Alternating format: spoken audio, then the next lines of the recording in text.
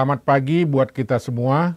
Pada hari ini, tanggal 14 Juni 2023, kita akan mendengarkan firman Tuhan, sekaligus merenungkannya. Sebelum kita mendengarkan firman Tuhan, marilah kita berdoa. Bapa kami yang di surga, terima kasih banyak atas pagi yang indah dan bahagia ini. Kami telah bangun dari tidur kami, dan saat ini kami mau mendengarkan firman-Mu. Berfirmanlah Engkau Tuhan kepada kami, karena anak-anak-Mu semua siap untuk mendengarkannya. Kami berdoa dalam nama anak-Mu, Tuhan Yesus Kristus, Juru Selamat kami. Amin. Saudara-saudari yang kekasih dalam nama Yesus Kristus, renungan kita pada pagi hari ini tertulis pada Matius 19 ayat 29.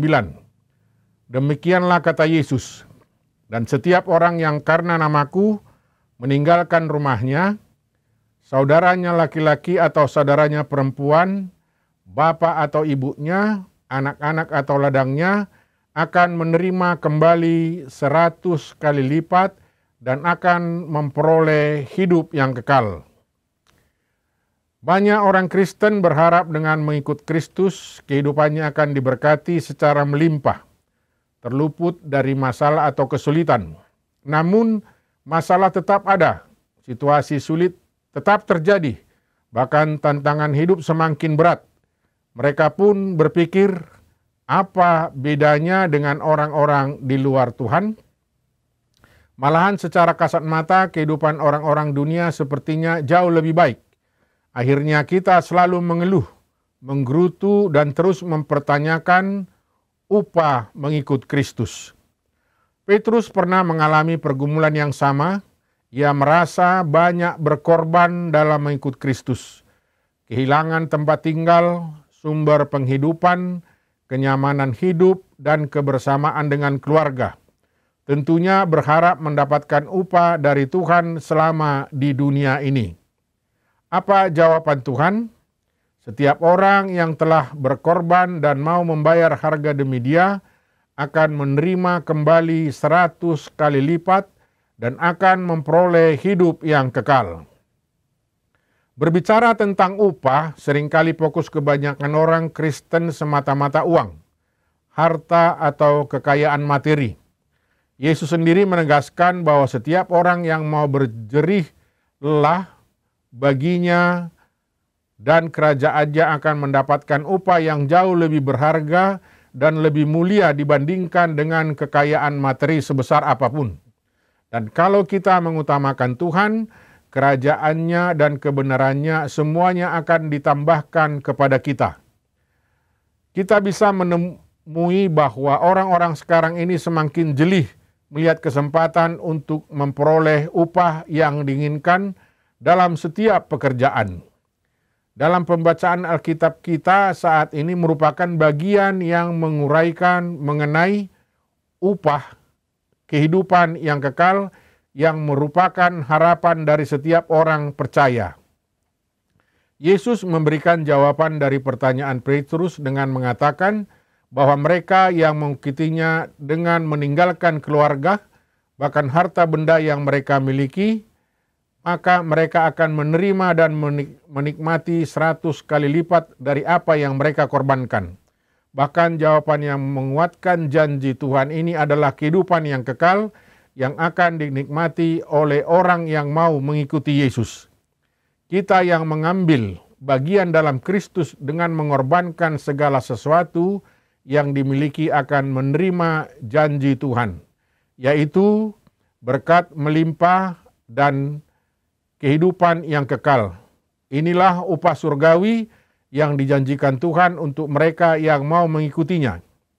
Perenungan ini mau mengingatkan kita akan prioritas hidup kita adalah mengikut Yesus dalam mengumpulkan harta di sorga.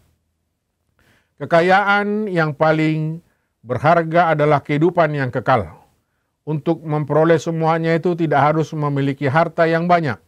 Tidak harus memiliki jabatan ataupun kedudukan, tetapi memiliki hati yang sungguh mau mengikuti Yesus dan rela mengorbankan segala sesuatu untuk Yesus, merupakan jalan untuk menerima upah dari Yesus Kristus, yaitu berkat yang melimpah dan kehidupan yang kekal.